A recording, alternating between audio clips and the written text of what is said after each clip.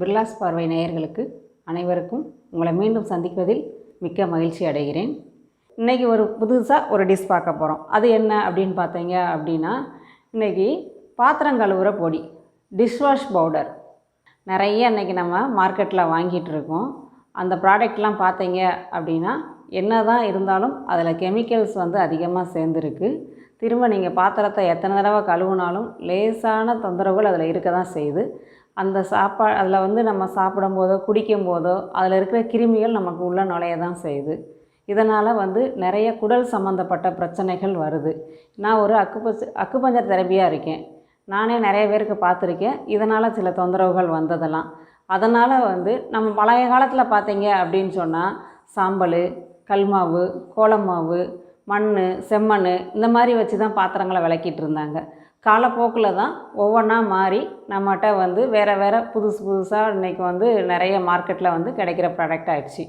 இப்போ எல்லாருமே நம்ம நிறைய பழமையை நோக்கி போயிட்டுருக்கோம். அந்த பழமையில் கொஞ்சம் புதுமையும் சேர்த்து நம்ம இப்போ இந்த டிஷ்வாஷ் பவுடரை எப்படி பண்ணுறது அப்படிங்கிறத பார்ப்போம். தேவையான பொருட்கள்: நாட்டு மாட்டை சாணத்தோட சாம்பல் 1/2 கிலோ,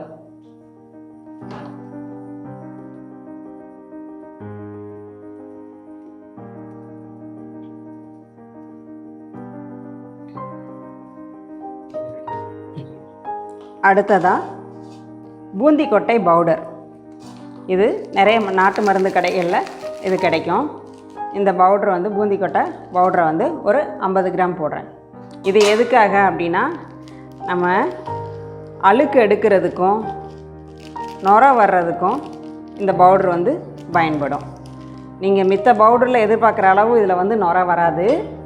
லேசான நுரை வரும், ஆனால் ரொம்ப நல்லா சுத்தமாக க்ளீனாக இருக்கும். அடுத்ததாக எலுமிச்சம்பழத்தோல் பொடி. இது ஒரு 25 கிராம்.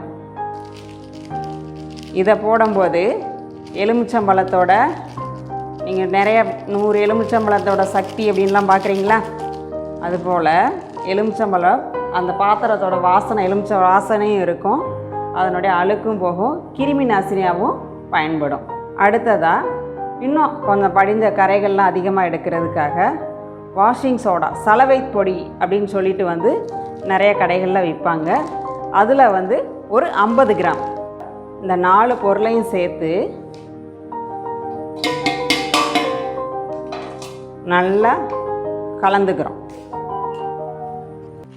சாம்பலும் நல்லா ஜலிச்சு சுத்தமாக இருக்கணும்.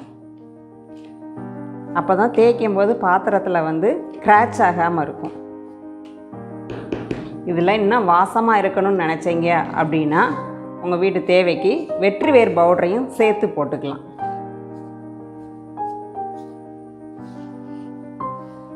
இதில் இயற்கை நறுமணம் இருக்கும்.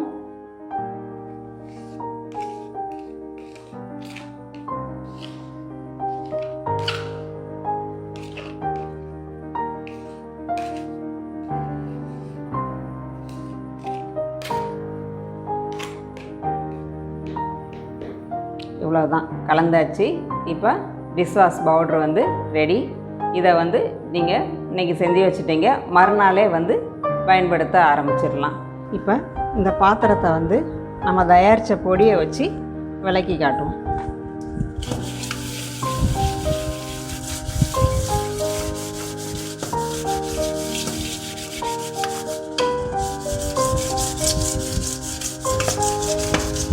இதை வச்சு நீங்கள் பித்தளை பாத்திரமும் விளக்கலாம், பிளாஸ்டிக் பாத்திரமும் விளக்கலாம். தண்ணியும் அதிகம் செலவாகாது.